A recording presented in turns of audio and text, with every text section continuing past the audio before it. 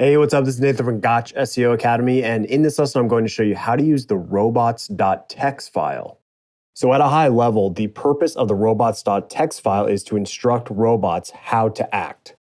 So the main reason why you need to understand and learn how to use the robots.txt file is because you can use it to, first of all, decrease the amount of duplicate content on your website. And second of all, you need to audit this file to make sure that there aren't any crawl issues. So in this brief lesson, I'm only going to touch on the most important elements of this file that can actually either positively or negatively impact your SEO performance. But anything outside of that, which would involve just getting super technical about this file, is really unnecessary as far as generating results in the search engine. So if you want to get really deep and understand this file to the best of your ability, you can certainly go out there and find tons of information about the robots.txt file. But from a pure SEO perspective, there are only a few things that this file is going to do for us to improve organic search performance.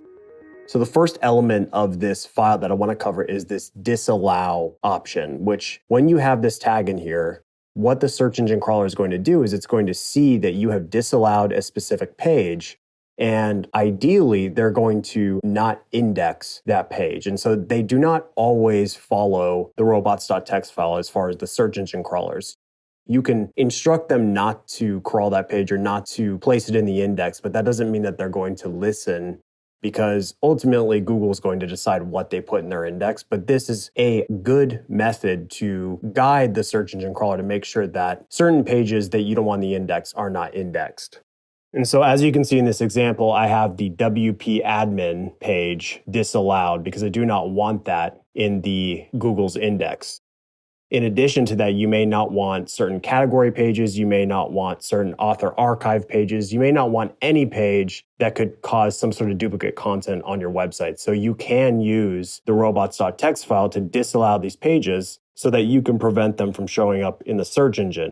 Now, with that said, I personally prefer to use the no index function as opposed to using the robots.txt file. But if you want to have multiple backups to make sure that certain pages are not being indexed, it's a good idea to not only use the no index tag, but also to add these commands inside the robots.txt file.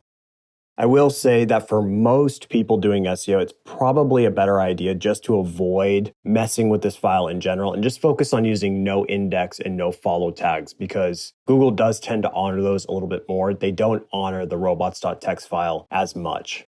The one big element of this file that I want to bring up, and I've found this with many websites that we've audited, and this tends to happen by accident. Some website owners will accidentally block their website in the robots.txt file from search engine crawlers.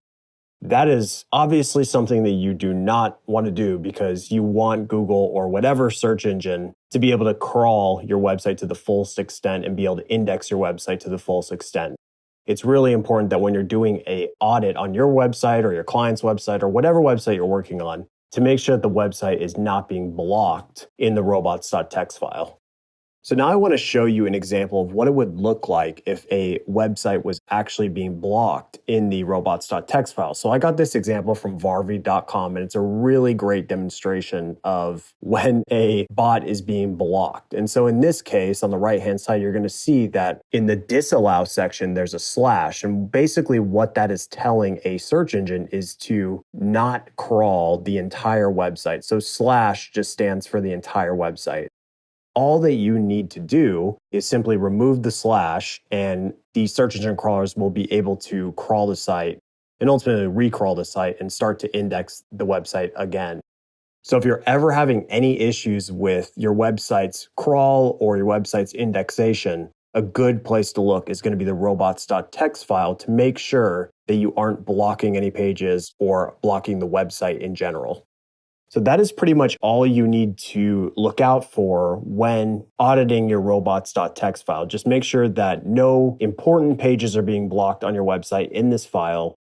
And if your website is really struggling with duplicate content and for some reason the no index tags are not working to stop it, you can add another layer, which is to use the robots.txt file, and you can disallow a lot of these pages that are continually being indexed in Google, even though you don't want them to be. And so in most cases, I'd say 99.9%, the no index tag will be sufficient to block pages that you don't want in the index.